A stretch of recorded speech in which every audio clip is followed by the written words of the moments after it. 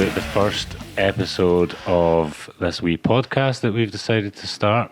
We've got no idea what we're doing or what it's called yet, but we're going to just go with the flow and see where it goes. It's going to be very film-centric, and we're going to hopefully have some cool guests on each week to talk about films, filmmaking, state of the industry, and all that kind of film stuff. My name's Sandy.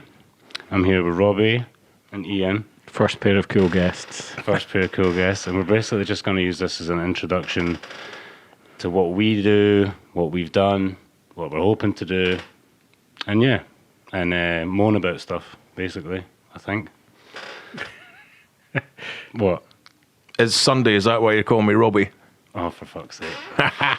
So that's we don't know what to call you on a daily basis. The man of many names, that's me. More names than Wu-Tang Clan combined.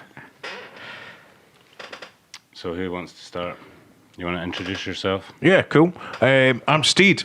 That's what most people call me. And I started out as a musician, and then I got into filmmaking at college, and in my teenage years, making skateboard movies and stuff. And then more recently made my debut feature film called Dick Dynamite 1944, and that's recently been touring the world, and it's been rad, and it's been cool. That's the short version of my sum up, or my musician tour and stuff.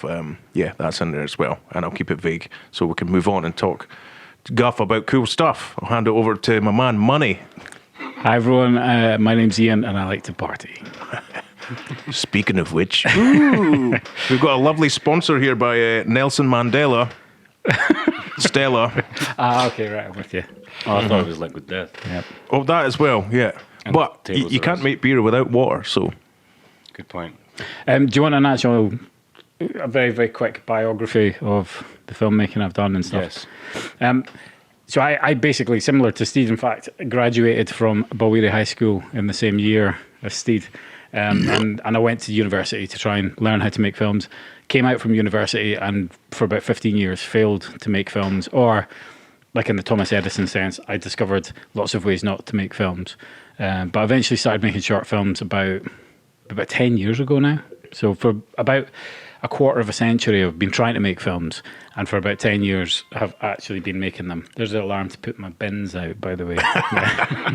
I've just put it on Do Not Disturb, so my phone doesn't fucking understand. Can I just interject for the viewers at home that don't know? Ian putting his bins out. That's the level of filmmaking we're at. Okay. Well, that's still putting my own bins out. Yeah. Do you think Quentin Tarantino has someone taking his bins out for him? Oh, definitely, yeah. And in fact, can we get you on as a guest, right? This is me. It's my alarm. If you take out Quentin Tarantino's bins, we want you as our guest. Or if you wipe the Queen, no, she honestly, died. This right? was my alarm to take out Steed's bin as well. But yeah, can I just say, as much as we're making films, we've been around the world doing it. We've been to America working with people from Wolf of Wall Street, Sopranos and stuff. But we're not doing it professionally in the sense that we're doing it for a living. We're doing it because we fucking love it, and we all have day jobs, night jobs to make ends meet. But we just love filmmaking and talking film. Mm-hmm. We routinely turn down the big paychecks just because we don't want to be owned by anyone. So yeah, I mean, I'm not going to talk about how I used to take out the bins of Rutger Hauer. That was something else. But I aim to take out. I actually believe that quite probably happened. Yeah, no, in your life. Cool. Sorry, but we only got to film school. Well, I did short films as part of competitions, like micro short films, and then eventually I had the confidence to kind of do something a bit bigger. I made Superterranean, which took 4 years, and it was released right at the beginning of the pandemic, which turned out not to be a very good time to release a feature film. But then after that, it's kind of, things have actually started to happen. Worked with Robbie on Dick Dynamite, starting to work on the new film, The Goodman, which obviously you guys know about. People back home maybe don't know about back home. And for anyone that hasn't already, please go on Amazon or Tubi. Oh yeah, Tubi in the United and States. Watch Ian's film Superterranean, because it is insanely good, and it shows you what you can do with a tiny budget and one person. 6.5 IMDb rating, which I think is a star for everyone that's seen it. And it's so good that somebody's ripped it off. Yeah, already. Yeah, somebody's ripped it off already. That's how good it is. Flattery is the, sincerest form of something. See that Karate Kid shit? I just caught a fly. Is it my turn to do an intro, or? Yes, yeah. Right. I'm the only one here that hasn't been to film school then. I sort of stumbled into filmmaking in my 30s.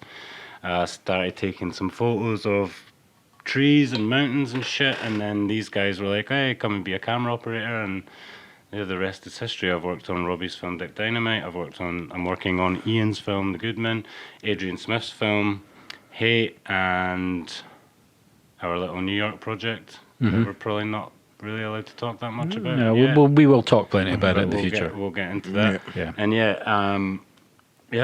I'm a professional stills photographer, but I sometimes also am a barista. Can I just interject that when Sandy talks about Adrian Smith, he doesn't mean the guitar player of Iron Maiden. He's talking about this Games Workshop. I'm allowed to say Games Workshop? Warhammer. You're allowed to say it. It's true. Warhammer legend, Adrian Smith, the artist, and he's. Am I allowed to say about Chronicles of Hate? Is his comic? It's published. Yeah. That's published. That's out there. Even his board game costs hundreds of pounds. That's crazy. Chronicles of Hate movie has its social media thing. So the Chronicles of Hate movie has a teaser up as well. So it's a thing that's out there. There are 3 published comics of that now. He's on to the 3rd one. I think the 3rd one comes out this year. Oh. Right. So if you're a fan of graphic novels and all that kind of stuff, fantasy stuff, it's fucking brilliant. It's absolutely brilliant. Yeah. Rad. It's rad, yeah. Cool. Not a word I would usually use, but yeah. Cool. So how about Ian? Do you want to talk us through so Superterranean is your first feature. Yeah. And now you're on your second feature. Yes. Cool. Could you tell us a bit about your role with both of them? Because you wrote, directed, everything. You did all roles, right? Music and everything. Yeah, it's Superterranean. Actually did a stupid amount of stuff, actually, which is the reason why it took 4 years, because you try and do too much and you don't have anybody else taking that load off you. And I know you're kind of similar as well. You don't want to give things to people permanently. It was really difficult even to get Sandy being the director of photography, because I'm mad passionate about photography, cinematography as well.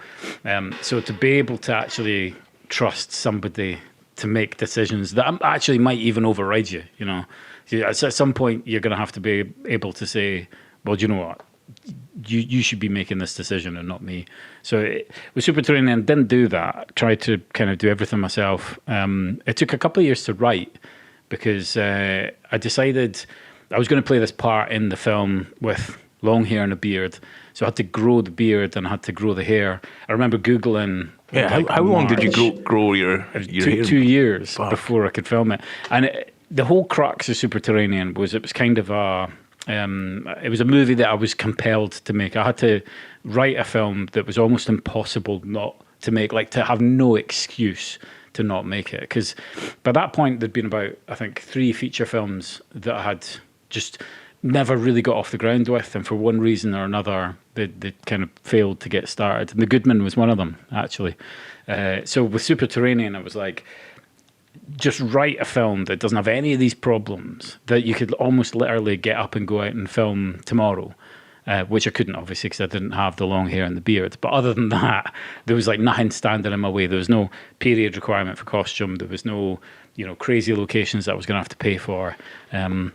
Nothing like that. So it was kind of, the whole thing was a film that I would be compelled to make. And one of the kind of tricks, I guess, I pulled on myself was growing the hair and the beard, which I was desperate to get rid of. My wife hated it.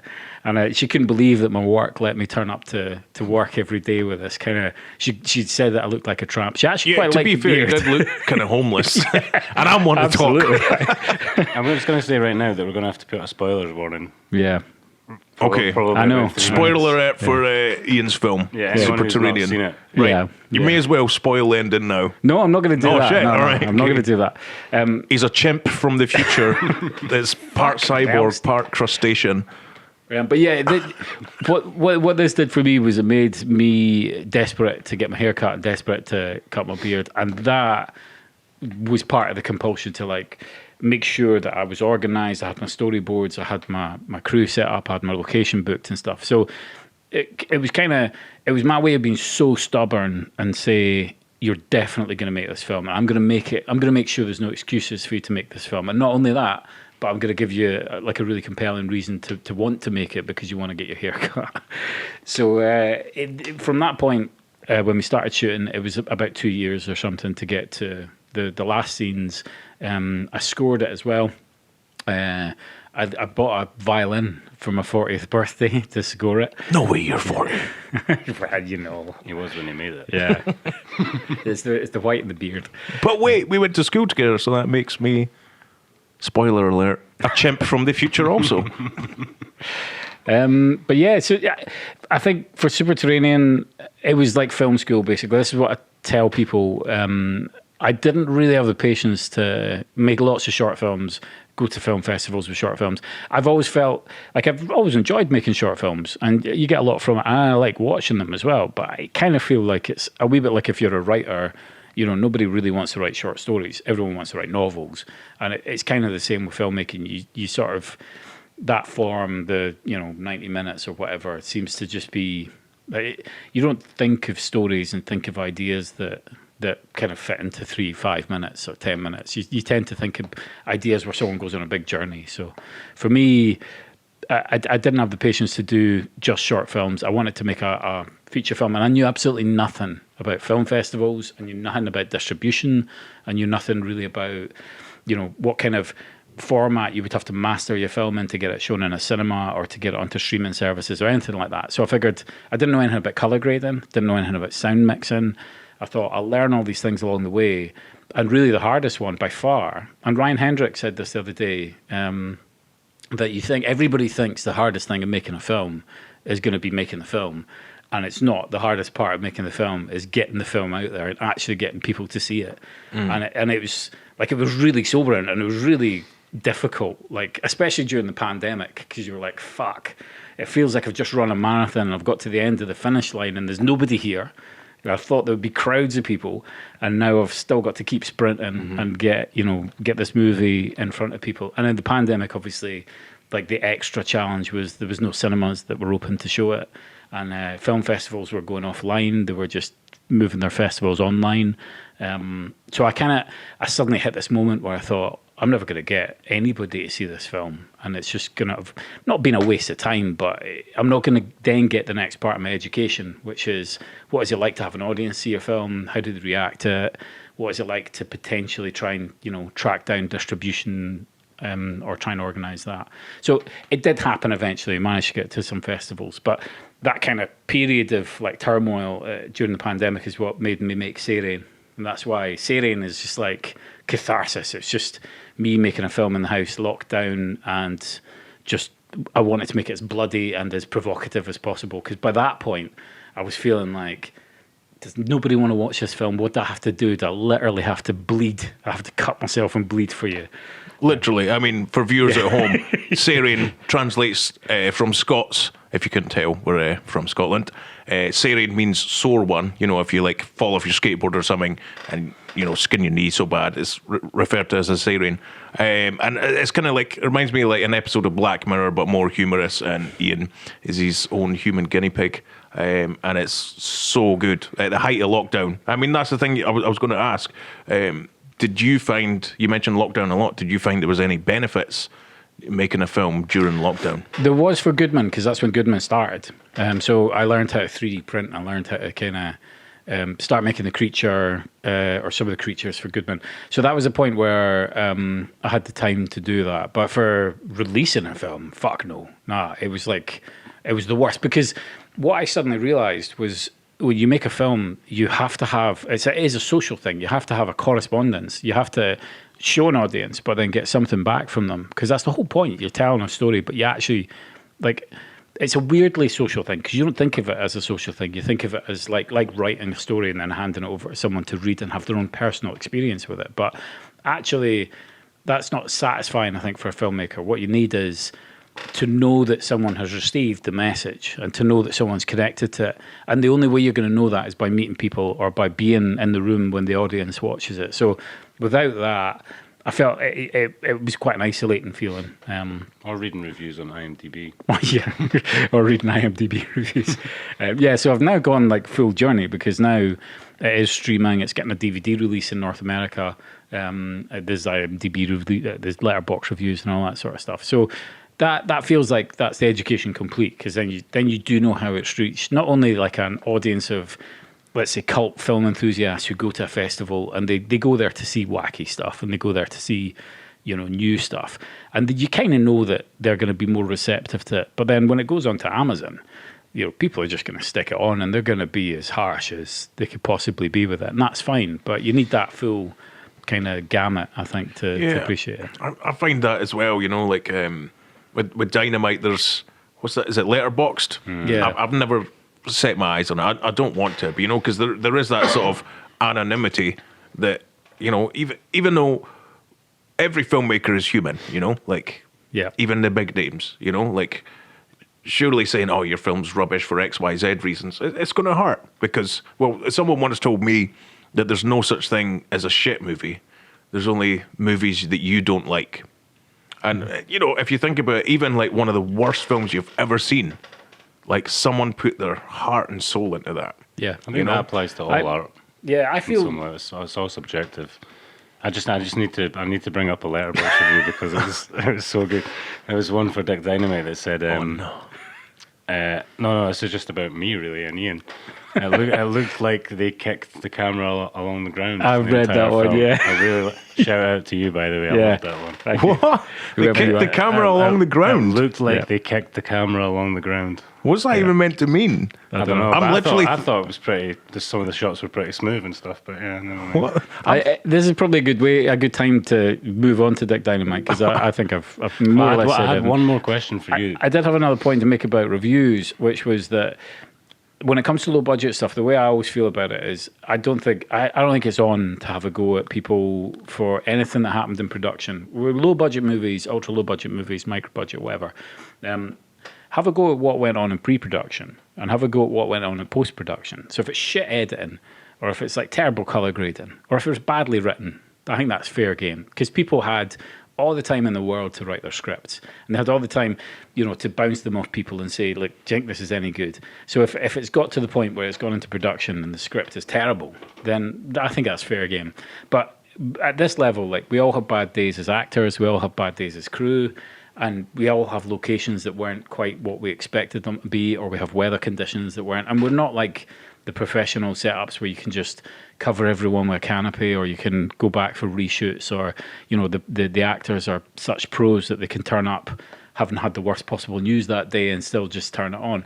So for me, what happens on production, you kind of have to just like say people have off days and stuff like that. So when there's a line that isn't great, or if there's a bit of camera work that isn't fantastic, I think you have to forgive those with low budget productions.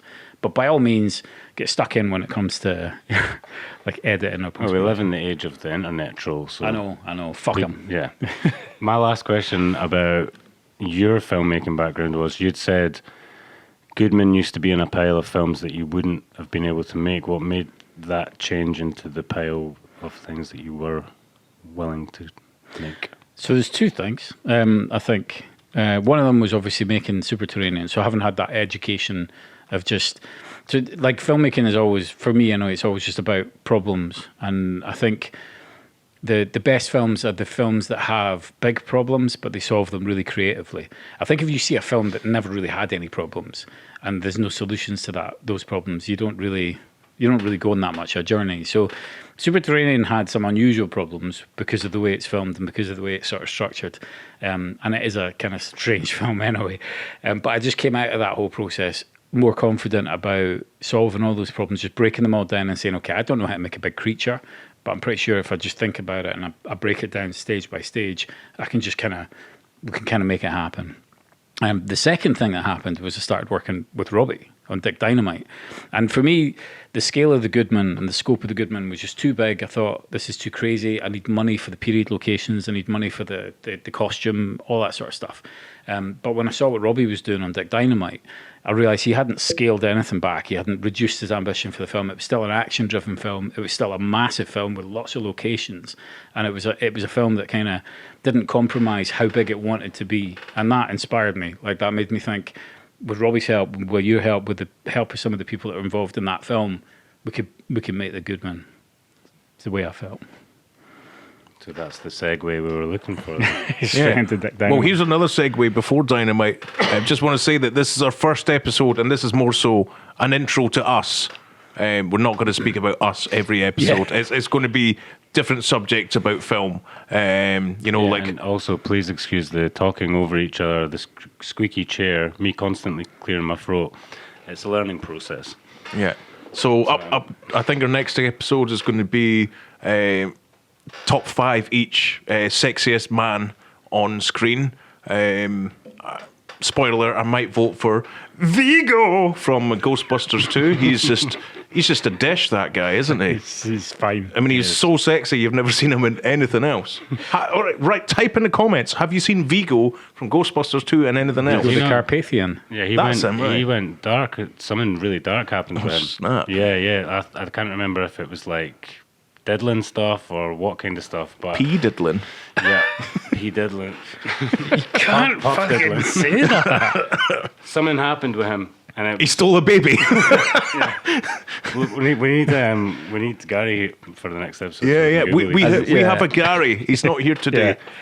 Gary is going to be our human internet machine. Yeah, he's gonna warn us when we're about to run into super injunction territory. Is that still a thing? Do people still have super injunctions? Well, it would be too late anyway because it'll be out there before they realise. Yeah.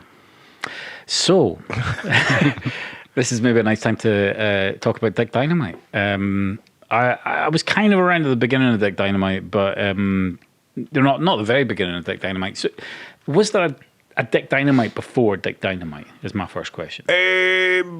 For all you guys that don't know, essentially the premise was kind of like having an Arnie type character take on the Third Reich, because I loved Arnie movies and I love World War II movies, and Arnie was never in a World War II movie. That was the whole premise. But pre that, the character wasn't Arnie like. It was more of a sort of like idiot, like Jack Burton in Big Trouble in Little China. And I was just like really racking my brains, like, who could I get to play this guy? And, the only people I could think of were like proper actors and stuff. And then I think I was on a plane somewhere, like on tour or something. And I think there was an Arnie movie on somebody's screen, and I couldn't hear it, obviously. And it was just sort of like, and my thought was just sort of like, what would Arnie do? And I was like, he'd just kill everyone. And I was like, not only would that be rad, but it also makes things easier, plot-wise and everything. It's like, oh, how's he going to out-thwart them? How's he going to sneak into this compound? It's like, he's not. He's just going to kill everyone and do one-liners. It's like, this is right in itself. It makes it so much easier. But aside from that, it was meant to be a different story. Him like going to Antarctica and doing all this crazy stuff. And I chatted with someone about it, and they were like, man, you're going to need millions to make that. So, like, think about making a sort of stripped back version. It was actually based off a dream, this current version. And so my previous short film, Rajland, was also a dream. Spoiler alert, loads of my music comes to me. It sounds so far out and trippy hippie Very shit. Beatlesy. Yeah, But it's very true, busy. man. It's true. Like, loads of my music and stuff comes to me in my dreams, and that's 2 movies that have come to me out of dreams and tried to make them. So. I think it makes sense because I always think of, like, when I have a scene in my head for something I'm going to go and shoot, it's a bit like a dream in that you don't have all of the visuals, you don't have all it, but you have the kind of emotion behind it. You have the kind of, like, the gist of what's supposed to happen. And if anybody asked you, is this what it looked like? You could say yes or no, but you couldn't say exactly all of the details in it. But yeah. Yeah, I mean, for anyone that's listening that doesn't know, if that sort of Arnie in World War II is giving you a visual reference, some other people said it's a bit like Wolfenstein or something if it was a movie. But the thing is, with some of the action that we did, as you guys know, we choreographed the shit out of it, you know. So much effort went into like, right, you've got to like slide on your back and get pulled, like, you know, on a green sledge that will green screen out, and you're shooting this guy and his leg falls off, blah blah blah. But then, talking to dreams, there was the dream sequence in the movie which almost didn't make it into the movie, and that was straight out of lockdown, and we got Andrew from Sleaford Mods came up from England to be in it, and that was like the first group gathering people have had in a long time. And we just got mashed in the forest, set stuff on fire, and like people were like, that's the best scene in the film. And I'm like, fuck's sake, we just got mashed in the forest and filmed it. Yeah. A lot of the best fight scenes were like that as well. It was just like, right, you guys improvise a fight, and they were some of the best fight scenes, I thought. You know what I mean? But it was more organic that way. I don't know. Going back though, way before all of that, like way before the green screen sledge and the getting mashed in the forest, it was. Did you not film the first thing in here? Right? Yeah, with green screens and stuff like that. So the original Kickstarter video. Yeah, there was original Kickstarter, and that was filmed in here, all green screen. Fuck yeah, I took it down from everywhere online because I think it's so cringy compared to. It's not what Dick Dynamite 1944. No, like what Dynamite 44 looks like compared to the Kickstarter is night and day. You know, like I think at the time the green screen was shot on HD, all green screen, so it didn't look the best, and it took ages in post, so long, because everything had to be animated, all the background, everything. And then when we got 4K cameras to start Dynamite for real, you know, it was just like, I think the first shoot was in the secret bunker in St Andrews, and got back and looked at the rushes, and it was like, this looks like a Bond movie, not like a modern one, but like, you know, like something out the 70s. There was something this weird quality about it, and I was like, this is it. This is what I want. Do you know, I never told you this, but after you did the Kickstarter and I saw the video that you'd made, I went to Brayfoot and I was walking in the forest with my family and the kids and stuff, and we found all those barracks and bunkers and stuff that are there, which I kind of knew were there, but I'd never seen them before. And I was walking around them, and I was thinking to myself, I was thinking about Dick Dynamite, and I was thinking, I hope Robbie like does this in real places, in real locations, rather than just in the green screen, because it'd be so much cooler in, you know, places like this. And that was a place that you ended up. Yeah. It was really surreal, because I remember thinking that when we were there with the blood balloons, it was exactly there that I was wondering about, dodging mountain bikers and thinking, this would be a cool place for Dick Dynamite. But I wasn't even involved at that point. Like I'd just seen the film. Yeah. I mean, like by that point, I mean, since finding all these places, we found out more places, more people who might have vehicles and everything. Whereas Dynamite 44 was written as sort of like, all right, there's a chase scene with a motorbike. We need to find a motorbike. There's this and that, and we need to source these things to film. Whereas Dynamite 2, if we make it, I'm kind of working the other way round. I'm like figuring out, all right, I've got these resources. I know there's this location, and I'm trying to work it around that in real places, because how much did we have to struggle to find people, places, and vehicles, locations? And we got messed around so much. You know, some locations, you know, like would bail on us so close to shooting time and everything. Was there not a couple that you were like, someone was like, I've got this location, you were like, right, I'm going to write this scene? Like the hangar scene and stuff like that. Well, the airport, at least one of the airports we went to, saw the planes and stuff and thought, the control tower. Yeah, we were going to check that out for another shoot. Yeah, and then there was going to be a shootout somewhere else, and the people were being a bit flaky, and I was like, you know what? Let's just move it to this place where we've been here already. They're being cool about stuff. So yeah, the control tower, that was meant to be filmed somewhere else, and not a particularly like a control tower scene. You know, it's just meant to be a big sort of Nazi shootout. You know, some of those people were amazing as well. That helped us make those scenes. Like some of the, for me, I'm sure Sandy's experience of Dick Dynamite's the same in that going on set and meeting people, and the people that were involved in it were always so sound.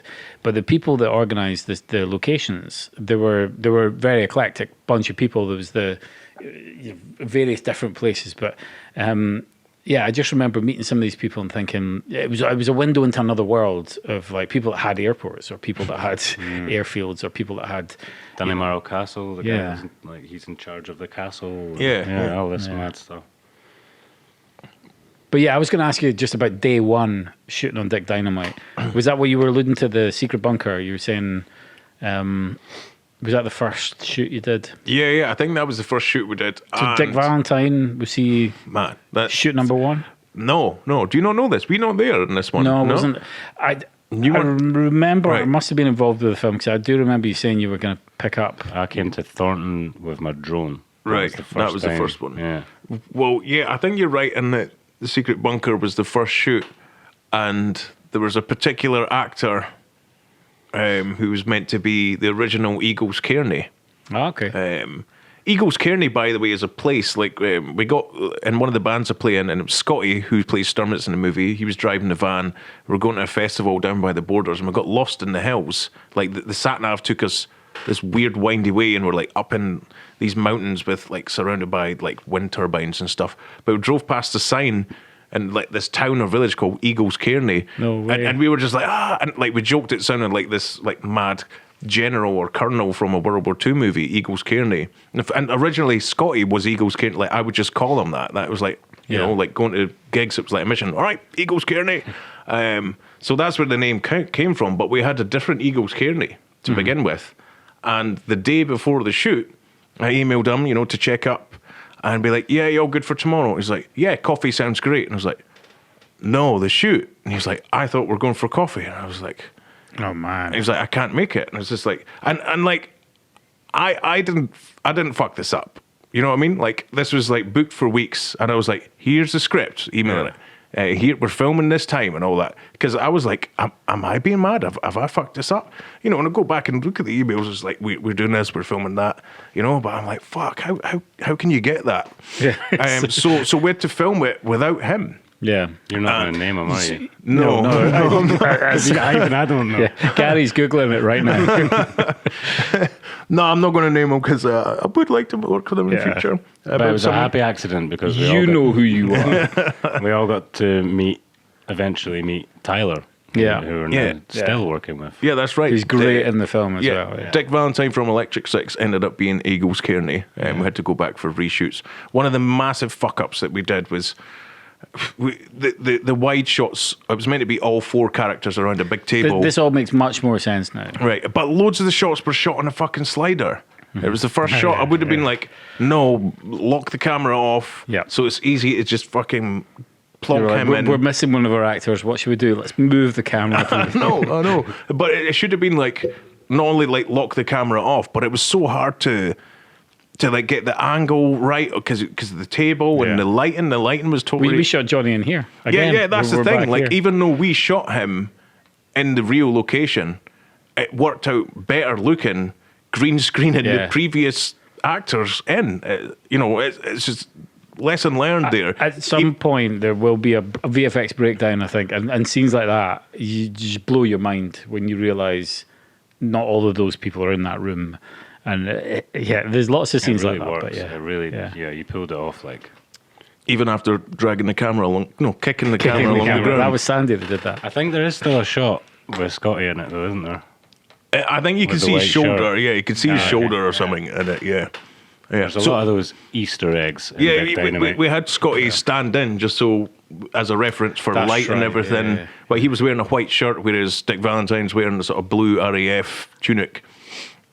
And every so often, one of these things would just pop up. When we were working on the DCP, every so often you would just get, because you had problems with overlay layers and adjustment layers and things, and if stuff was missing, you would just suddenly, there would be something, you were like, I fixed that, I fucking fixed that months ago, and we'd have to suddenly refix all these things. Yeah, it was a pain, man. Yeah. Well, we just discovered that I'm in a scene last week or something. Yeah, didn't yeah. we? Like I Oh, went. your foot. I went. No, fully in a scene. we didn't even know. We didn't even realize. Yeah, like I went through it with a fine tooth comb multiple times, and I was like, that bit's pissing me off. I'm going to CGI out for viewers that are watching, listening. You know, wind turbines, road signs, I CGI'd out. Yeah. Even a modern bridge, I put in so much work that you wouldn't believe.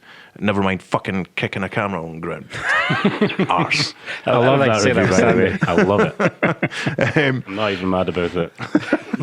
Where was I going with that? Fucking All the work, all the CGI. CGI. What did I CGI? I was on about CGI and something.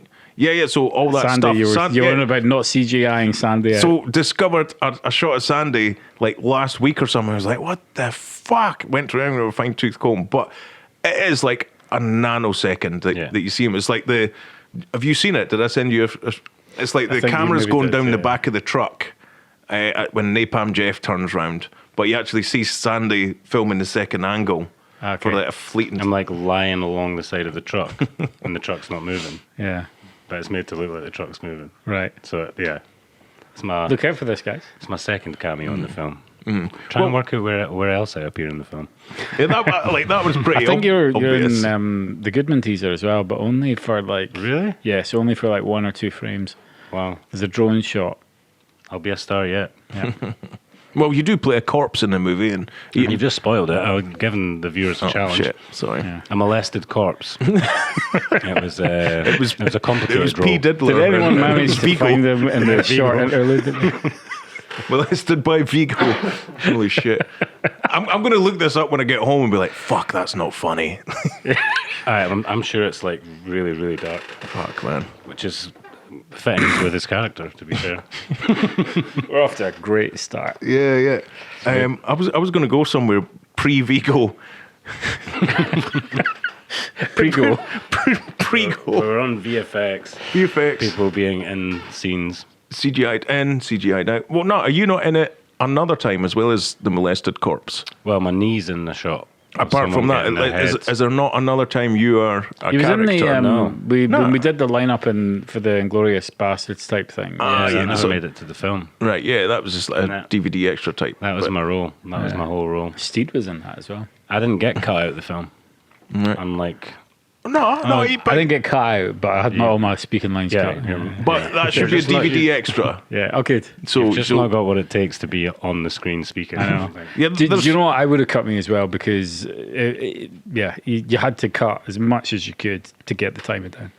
Yeah, originally, if anyone's listening, hopefully someone's listening, the original cut of the movie Well, was right 2 now. hours 15, and we cut it down to 90 minutes, and there was only one scene removed completely, and the rest of it was just like lots of cuts. You know, if someone makes a funny quip that doesn't move the story forward, then that would be removed. The original cut, Superterranean, was 2 hours and 5 minutes, I think.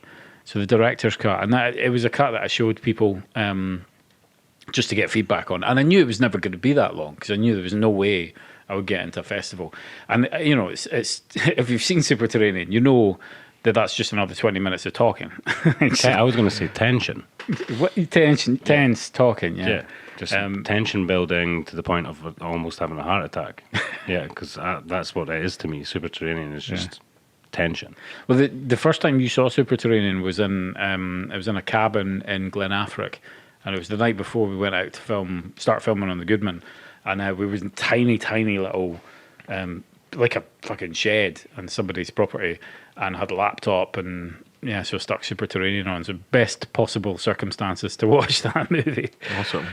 Now, in fact, you've seen that. It was the director's cut that you saw. Ah, was it? Yeah, Right. yeah. So when I say I showed it to people, you were one of the people I showed it to. Cool. But yeah, Streaming now on Amazon. and Tubi. Yeah, and Tubi. And North American for the DVD. Americans. I had Yanks. just Can't say Yanks anymore, can you? Is Yank a thing now? Are we going to get in I don't know. yeah, That's is Yanks Yank- is okay. Yeah. Was it for not you even... Yanks. That's on Tubi. That's not a thing. It's fine. That's not a thing. It's not. I'm a jock. That's fine. For all you non-Scottish people, jock is the derogatory term for Scottish people. I'm aware Not of like a pride. sporty American. Yeah. I'm okay with it. Yeah. Or sweaty sock if it's rhyming slang. Yeah, if you're a Cockney. So, yeah, back to Dick Dynamite.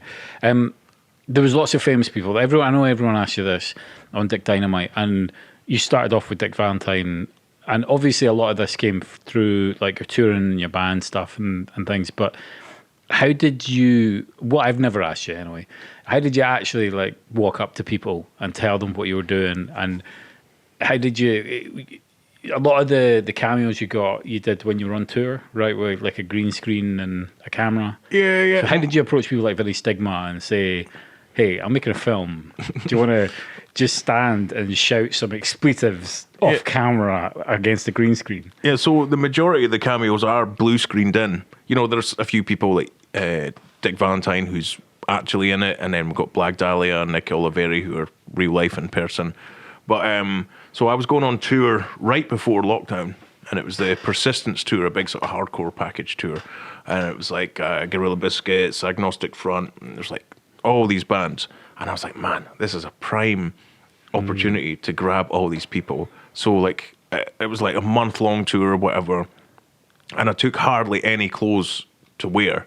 I took my camera gear in the suitcase. I took a blue screen, uniforms, helmets. The helmets, that's what my luggage weighed mostly. Just carrying this all through customs and shit. Yeah, like that, my luggage was that, you know, I was wearing the same clothes pretty much the just whole me tour. And all my World War II. So, and sorry to interrupt. When in the timeline is this from? In the making of Dick Dynamite, when did this occur? When did your tour occur? This was 2020 then. Okay. Like, so fairly late in the timeline. Yeah, right? January, February. Did you say it was with Billy Bio?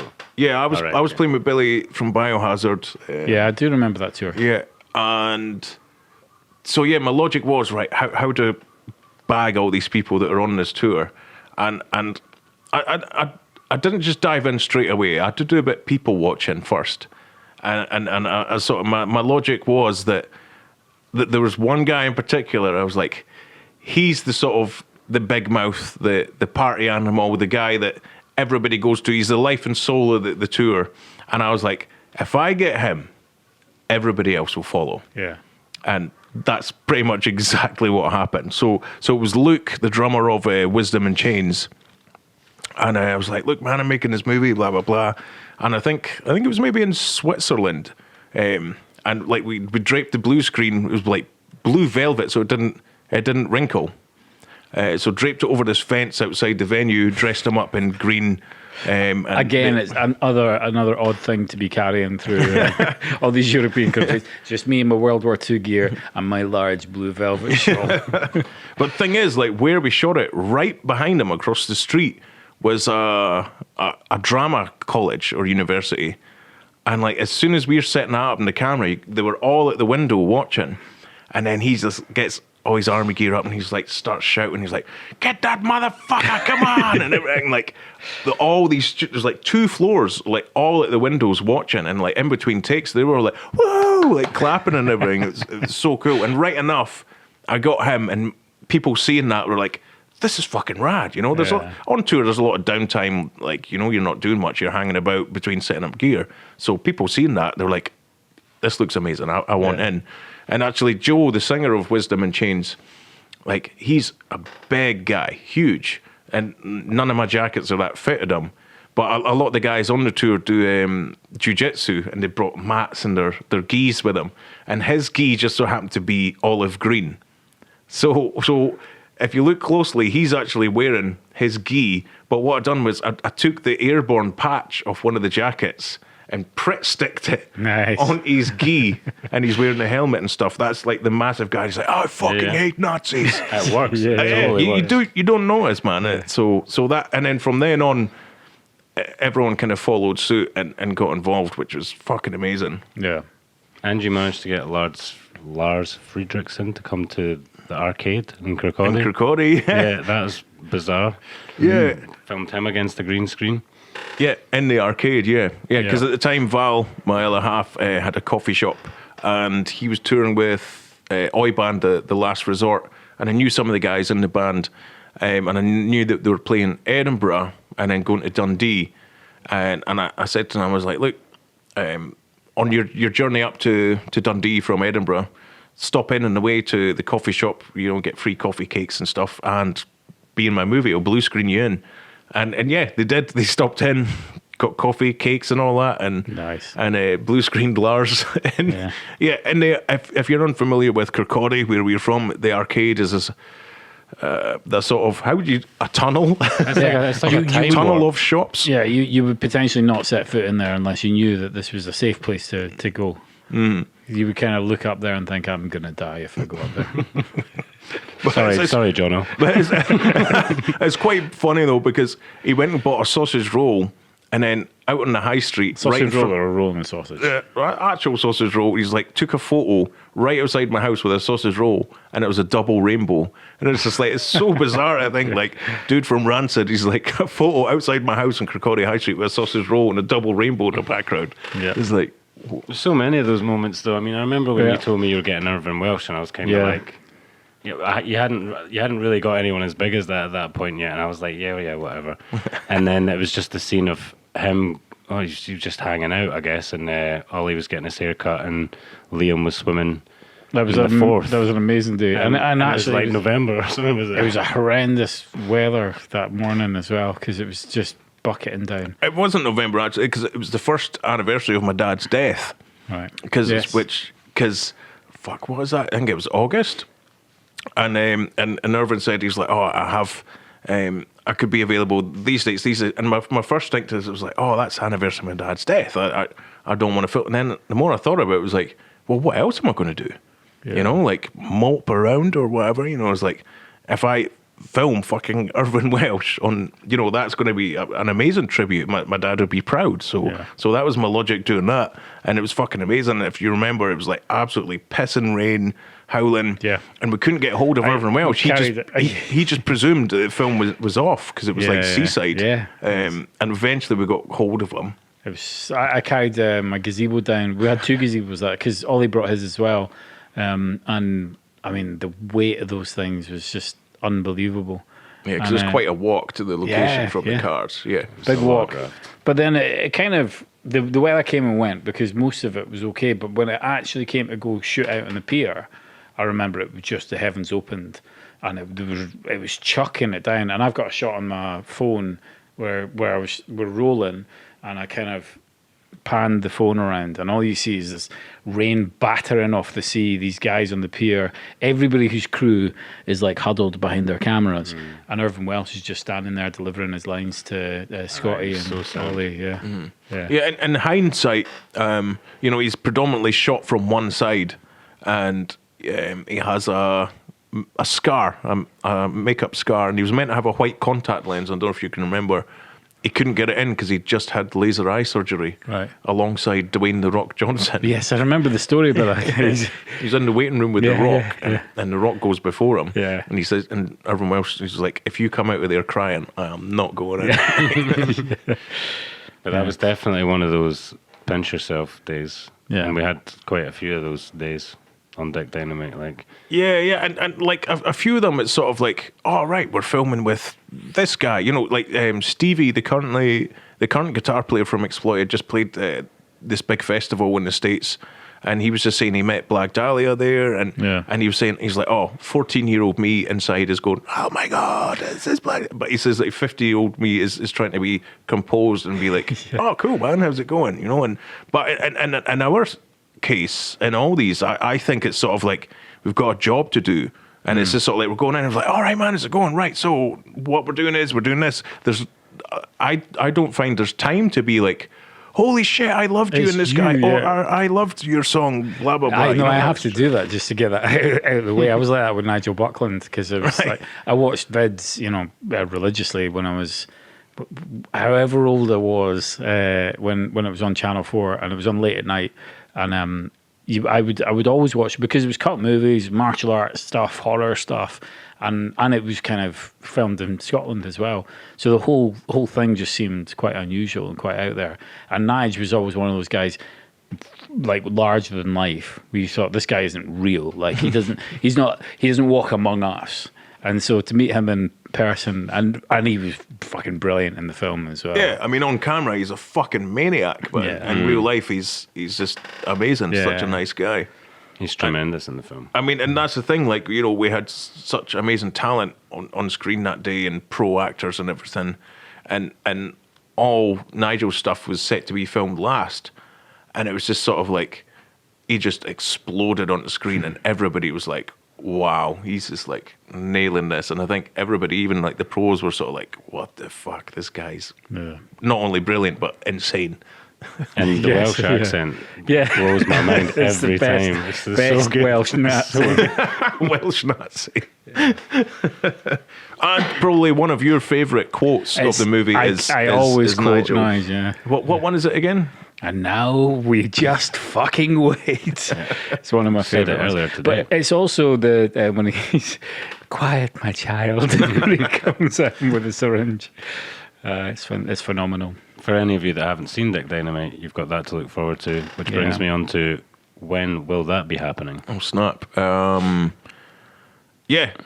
Spoiler alert, I think I could say. Yeah, you could say. Dick Dynamite has signed a distro deal, and we're just getting all the legalities done so that we can get it fucking out finally, which has been a long time coming, but indie filmmaking at its best. You know, we don't have a big Hollywood legal team or anything. It's just pretty much us sorting it, so everything takes an age. We had to get a lot of the music we had permission to use. We couldn't get copyright clearance in the end. So myself and John Anaya and Marrakesh, who plays Brooklyn in the movie, we went and recorded 17 songs in one day. And then the 18th song took weeks. So we had to put in all our own music. And the thing is, all that music that was used was all bits of music that I selected so that it fitted the scene. Yeah. And with the edit of the movie being sort of finalised, I had to recreate stuff so that it matched the timings and everything, because it was edited to the sort of the beat of the music and things like that. But I think that's a master stroke, because what you've done is you pick stuff that works, and then you've kind of come along afterwards and sort of redone it. But you wouldn't have maybe necessarily picked those compositions or those styles if you were doing it kind of the first time round. You know, I think yeah. Well, I'm just going to guess here, but you probably edited those scenes to music, coming from a music video background, right? Yeah. And it's weird. Like a lot of the Certain Death music videos I used to make and a few other things, there would always be a sort of narrative before it and after, a sort of wee story before the actual music video. But you know, that is storytelling extent, but you've got such a short period of time to tell that story. It's almost harder to do. And a lot of the time I would edit to music, and I was just like, I didn't know any better. I thought, all right, this is just how we do it. You know, I would just pinch a film score from, you know, whatever film, like a big name thing. There's like, we're just a little old band, you know, who, you know, Danny Elfman is not going to flim sue me, surely. And I would do that. I would cut it that way. And then I thought, all right, I'm making my first feature film. And then I did it the other way around. I was just like edited and tried to find what music fits. And thankfully, Scott Buckley, Australian composer, who's actually amazing. He's a legend. I just need to say I use him for my YouTube channel. Thank you so much, Scott Buckley. I mean, he's class. Yeah, I didn't contact him for months because of you. Because I was too scared. You were like, no way, his stuff's free. It's just too good. Yeah. And he was like, he should be scoring Christopher Nolan films. And I was like, tonight's podcast is sponsored by Scott Buckley. Yeah. As well as be. Tables are us. Tables are us. I wanted to ask Sandy, what was your first day on Dick Dynamite? So my first day on Dick Dynamite was, it's actually quite funny. I think I was one of the first people to buy a drone around here because they were so expensive. I paid like $1,000 for this big clunky thing that you need a license to fly. Right. And you need to go to do like a $2,000 course to fly it because it's considered a small aircraft. But anyway, I was walking past Steed and I was like, mind, I've got a drone in the street. Didn't expect to hear from him. And then he sent me a message saying, I've got this shoot up in Thornton. I need like one drone shot. It's just a top-down thing of the zombies coming out. The shot, yeah. I was like... I fought to get that shot extend like a bit longer in the edit. Thanks. And I fought to extend that shot in Photoshop. I'd been through like a sort of weird period at that time and I was a bit socially anxious. So coming on to like that many people and not knowing what I was doing at all.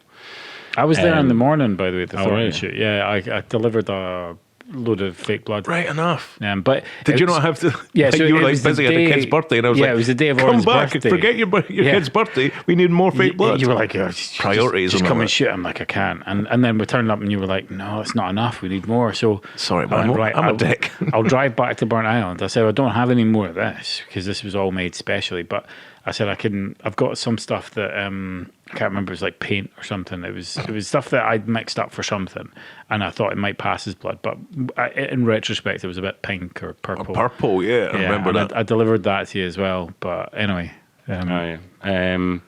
Yeah, and that was my first experience ever being near any type of filmmaking. yeah.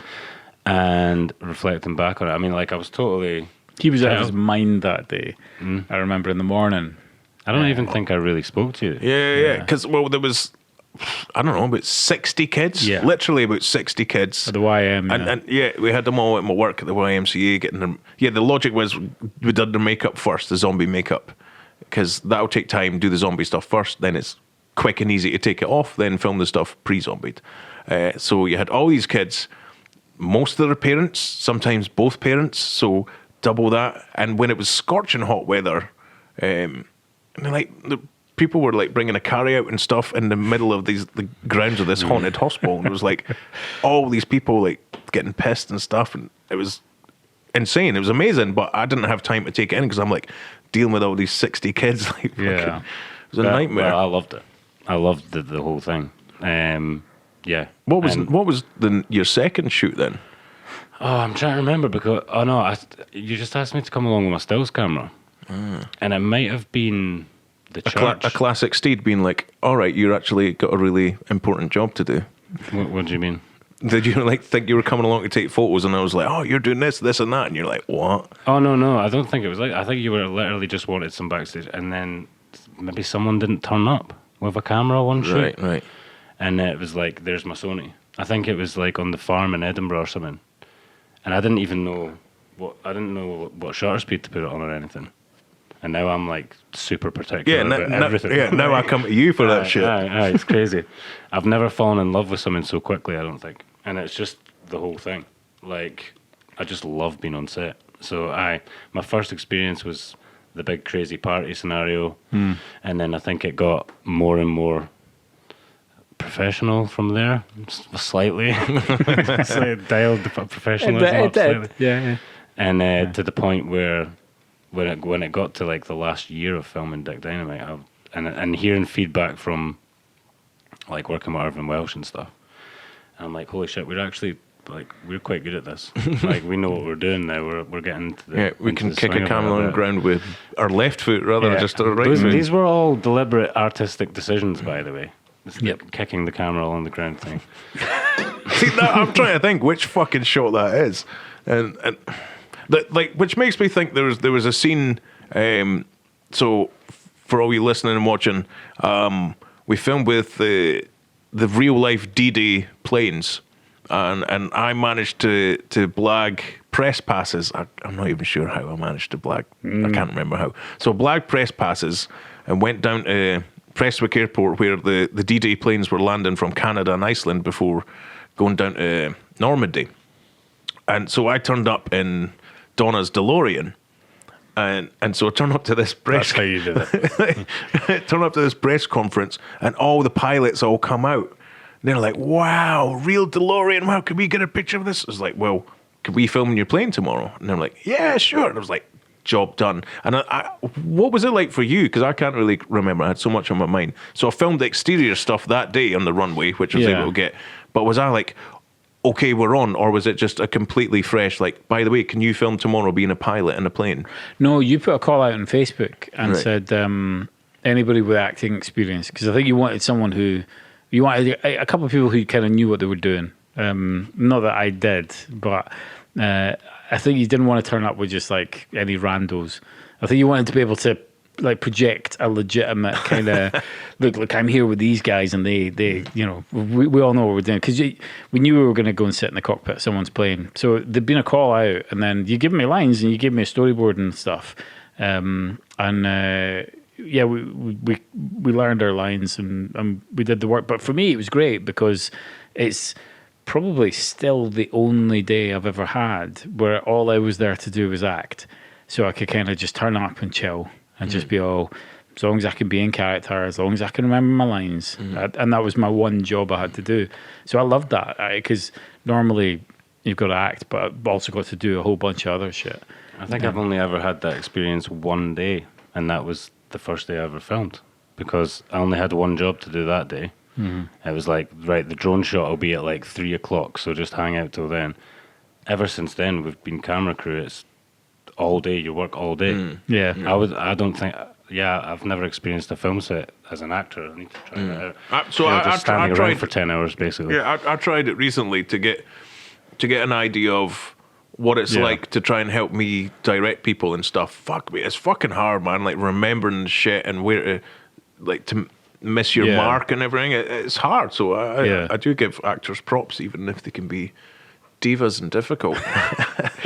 It's a definite craft, and that's why, like, I've always felt I don't give myself enough time to do it properly, if you know what I mean, on my own things, because I'll literally be kind of running about looking at the shot and, you know, worrying about this and that, and then all of a sudden I'll sit down and Sandy or whoever will say, right, ready, rolling, and I'm like, oh fuck, I've got to do this now, and I've got to be in character, and I've got to remember my lines, and then you do something, and you maybe get into it, and then it cuts, and you've got to snap out of it and nip back behind the camera and review the shot, and then I would, and that's why I really appreciated that day, being able to just go and just say, right, this is my only job today. And people were asking me, oh, what are you here for? And I'm like, I'm an actor. But the funny thing about that was we framed all these shots to try and frame out members of the public and everything, and it was you and Mark getting out a Jeep and then, you know, checking out the airplane, you know, as if you're inspecting it. And then all of a sudden it started pissing with rain and everyone fucked off.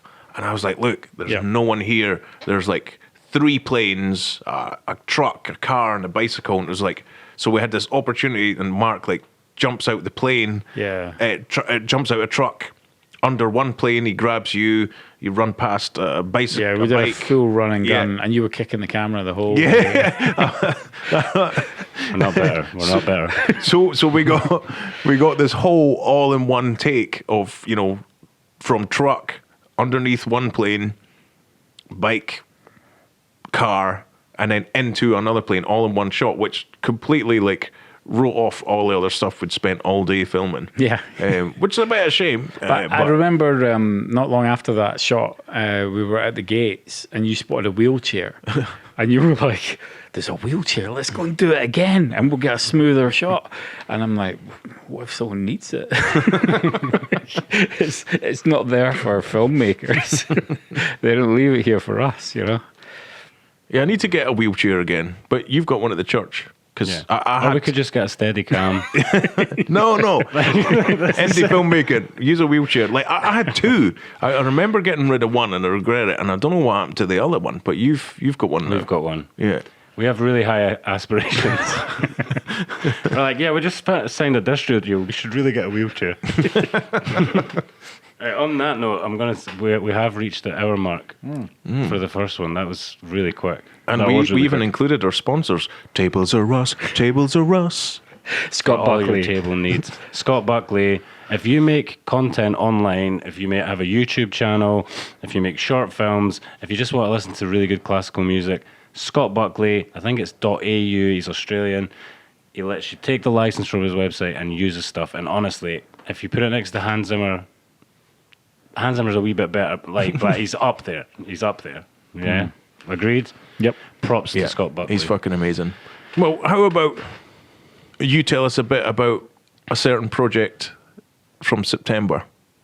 From September. Do we have time? Are we going to take it into Yeah. You do a wee bit, yeah. I've just been guiding you guys. Well, we're your spirit guides now. Okay. I don't know what you're talking about. September. Was it September? In September. Oh, okay. We're talking about Earth, Wind and Fire. Remember me, him, and you. Off the back of Dick Dynamite, which we've just talked to you about extensively. You went on a podcast Correct. But they don't like to call it a podcast. It's more like a sort of live. It's a show. It's a show. It's a live show. It's not like hardcore. this. It's like actual people that know what they're doing. Yes, they're really slick. A guy called Drew Stone. He's like a seasoned pro at what we're trying to do right now. Robbie was on his podcast talking about music first and foremost, and then a bit about film as well. Yeah. And upon seeing the trailer or a really rough cut of Dick Dynamite, he thought, why don't I finally make the script that I've been working on since the 90s and do it the way that we do films, which is kind of just run and gun, rock and roll, don't ask permission and shoot kind of style. So yeah, after about a year of sitting in Zoom calls every couple of weeks, about a month, he flew us all out to New York for a week for what was meant to be a script reading and turned into making a pilot, I guess. Would you call it a pilot? Make it a teaser or a trailer, Kind for of the crowdfunder. proof of concept sort of thing. Yeah. So I guess we're all developing it together. Mm-hmm. It is a 90s crime thriller in the style of, I like to think when I read the script, it reminds me of sort of Point Break, Dead Presidents, those kind of vibe. It's really, really, really well written. You're kind of underselling that week that we spent in New York, because not only did we shoot a teaser, we met all these cool guys, but we also visited pretty much like 4 of the 5 boroughs in New York. Yeah, We went I don't want to be like everywhere, all over the place. We saw fucking everything. We were looked didn't after. stop, and it was like 40 degrees the whole time. Yeah. And we have to shout out Larry. Oh yeah. Larry. I called Larry King just because he is the king. He was just treated us amazing. Yeah. I'm representing really looked after us. Larry's part of the Bridge 9. Yeah, record label from Boston, very famous punk label from Boston. Larry hooked us up with some merch. I still wear mine all the time, proudly. We were looked after so well over there, and we're really looking forward to coming back. Remember that fucking guy? Was it the boardwalk of Coney Island? Yeah. And you told shat yourself. There was like this fucking Warriors. homeless guy. Yeah. Was it actual warriors? Yeah, He shouted out. Warriors at me, But like it was like right at you, like raiding a bin. And you went like, fucking warriors, like raiding a bin. You were like total jump. It was brilliant. Yeah, that was crazy. We got the NY experience, man. Like, Thing is, there was like loads of the places I went. I was like, man, this is too gentrified. It's like full of hipsters. It's not the old New York. And then we went to C Squat, and I was just like, I felt like I wanted to have a shower after that. It was fucking gross. It was cool as fuck. Yeah, it was cool. It looked amazing, but like that dude we were speaking to, he was like kept shaking my hand. I think he'd been like wiping his ass with it, and it was just like, oh man. Yeah. I mean, I've been to some rough places on my travels, but like he was making me feel a bit uncomfortable. But no, that was a great experience going there. And Coney Island still feels like it from a bygone era. Yeah. And then working with Johnny Paisano, who's played bass for like Bruce Springsteen and been in movies like Wolf of Wall Street and even Superterranean. He was great. I remember, just after we shot the thing that we did with him, he kind of said, "Was that okay?" I said, "Yeah, it was great. It was phenomenal." And he said, "I was a bit nervous about." We're like, "What?" He's worked with Martin Scorsese, but he was absolutely like on it that day. Yeah. And Tyler as well, our friend, came out to film in the ridiculous heat. Yeah, it was. I mean, I've lived in hot countries, loved the heat, but this was too fucking hot. Yeah. And you don't associate New York City being ridiculously hot, but this was horrid. yeah, it was hardcore. We were like literally having to just go in the evening and sit with the air conditioner. Cool. But yeah.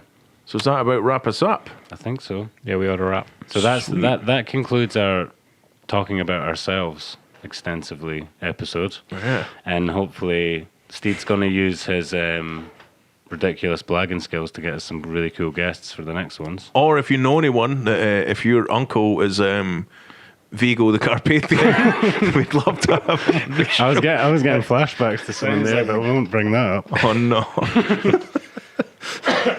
For another podcast, maybe.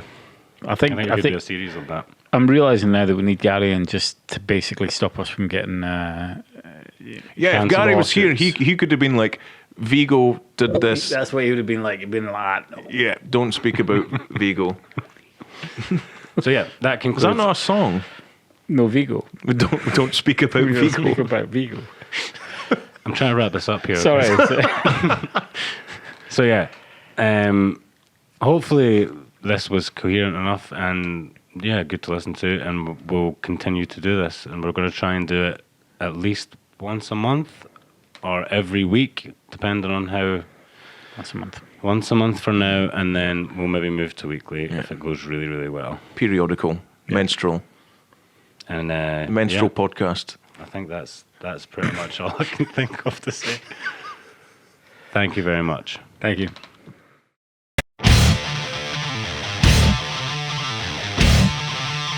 Whoa!